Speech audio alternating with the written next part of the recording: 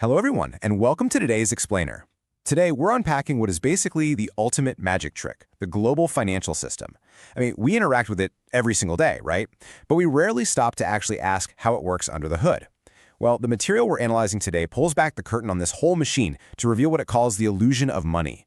Now, I know that's a pretty bold claim, but as we go through the historical and mathematical evidence presented in our sources, honestly, it starts to make a whole lot of sense. Okay, let's dive into this. Where does money actually get its power? It's kind of a profound paradox when you really think about it. Imagine an alien species visiting Earth. They just see us trading dead trees and little metal discs for towering skyscrapers.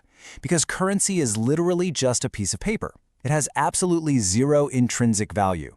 You can't eat it, you definitely can't build a shelter out of it. It only has power because it tells you the value of other things. Yet, this piece of paper drives everything we do. It's the ultimate universal language. It's understood perfectly by everyone, from a day laborer to a billionaire CEO, from a local politician right up to a Wall Street banker. It's almost like an absolute addiction for humanity. So how on earth did a worthless piece of paper gain absolute control over human civilization? To answer that, we really have to look backwards. Let's move to and see how this builds across our timeline of trade evolution here. Thousands of years ago, we obviously started with the barter system. But direct exchange is incredibly inefficient. So society naturally moved to universally valuable commodities, things like cattle and grain. But the fatal flaw there, as the source points out, is that cattle die and grain rots. Your wealth literally spoils over time. So later on, human ingenuity led us to gold and silver coins. They were durable and universally valued. Problem solved. Finally, right? Well, not exactly. Those heavy metals brought a brand new headache, the physical burden of just carrying them around and the constant, paralyzing fear of being robbed. And that brings us to the final evolution on our timeline. After some time, early goldsmiths introduced IOU paper receipts. To solve the headache and the massive risk of lugging heavy gold everywhere, people simply began depositing their physical gold with local goldsmiths in exchange for a safekeeping receipt, an IOU. The goldsmith would lock the gold in a vault and just hand the person a piece of paper proving they held it. And because carrying a piece of paper was infinitely safer and lighter than dragging around a heavy sack of metal, people naturally just stopped trading the actual gold. Instead, they started handing these paper receipts to each other to buy goods. Without even realizing it, society had just accidentally created the world's very first true paper currency. Now, what's really interesting about this slide is the psychological shift that happened next. We can call it the goldsmith revelation. The goldsmith noticed a fascinating trend. People almost never came back to claim their physical gold. Why would they? The paper receipts were doing all the heavy lifting in everyday trade anyway. Everyone was convinced that because a receipt existed, the gold had to be sitting safely in the vault. And according to the source, this is exactly where human greed set in. The goldsmiths realized their handwritten receipts were being treated as actual wealth. So, they started printing extra receipts, fake ones. Receipts that had absolutely no gold backing them in the vault whatsoever. They were creating paper value entirely out of thin air. The source material refers to this exact moment as the beginning of the world's biggest legal scam, marking the birth of the world's first banking system and fiat currency. Fast forward to today, and that exact goldsmith model has evolved into what we call the fractional reserve system. It's essentially a banking operation based purely on probabilities.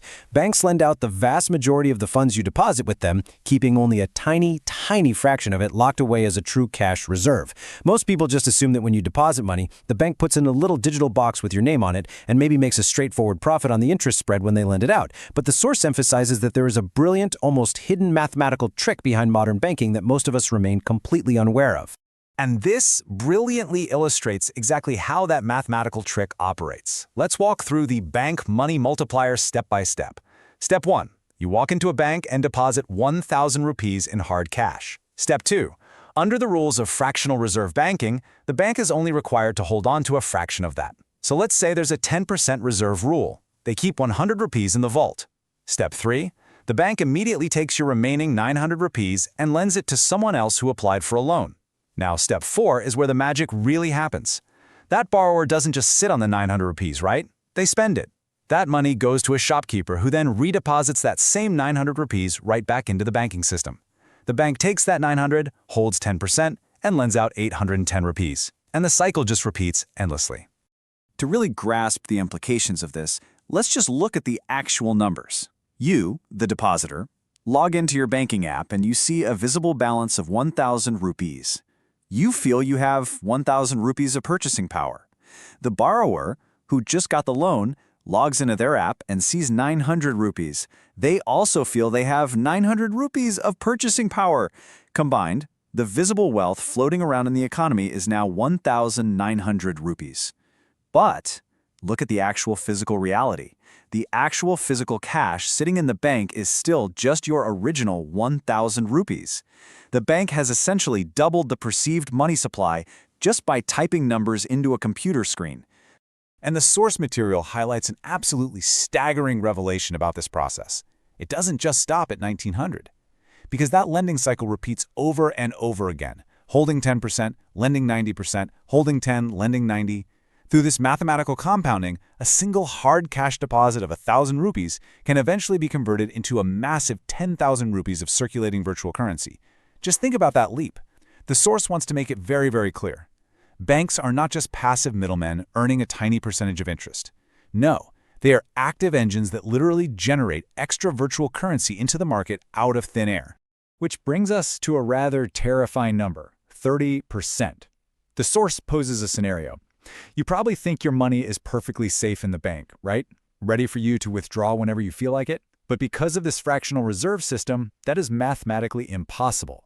The source argues that if just 20 to 30% of the population panicked and tried to withdraw their funds simultaneously, a scenario known as a bank run, the entire system would collapse. The bank would fail. Why? Because as we just saw, they literally do not have your money. They operate entirely on the probability that we won't all ask for our cash on the exact same day.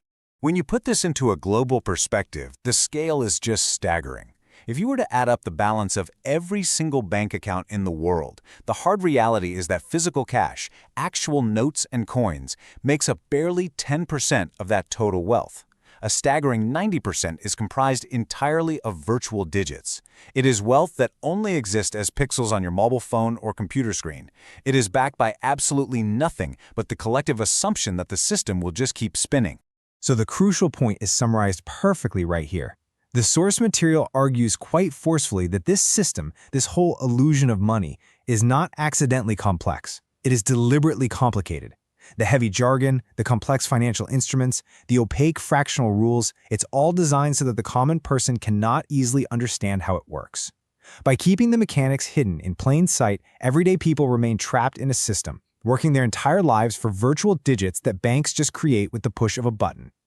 To break free from this trap, the source insists we really must understand the strict difference between perceived wealth and tangible wealth, or, as they put it, currency versus money. Currency is merely a medium of exchange. It relies entirely on government trust. As the source notes, bundles of cash hidden in your house can turn into worthless paper literally overnight if a government decides to reject or demonetize them.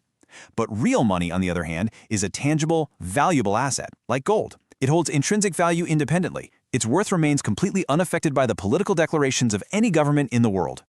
The source applies this distinction with some very practical advice, which is especially relevant in today's unpredictable world.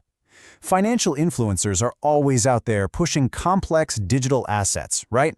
Digital gold, bonds, tax-optimized vehicles.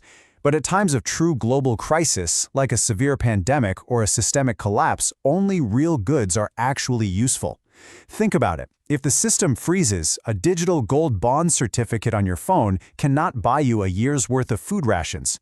But a physical piece of tangible wealth lying in a safe at home, that holds its purchasing power. The source strongly advocates for holding physical assets for survival, warning us against relying entirely on digital investments driven just by tax benefits. And that brings us to our final takeaway. The source concludes their analysis with this really profound thought. This paper is only about trust, and the world is stable on trust only. Every receipt, every digital digit, every fractional loan we've looked at today only functions because we collectively agree to believe in it. It's a system held together not by gold vaults, but by shared human psychology. Which leaves us with a provocative question to consider as we wrap up this explainer. The next time you check your bank balance and see those digits pop up on the screen, where are you actually placing your trust? Thank you so much for joining me for this deep dive, and I'll see you on the next explainer.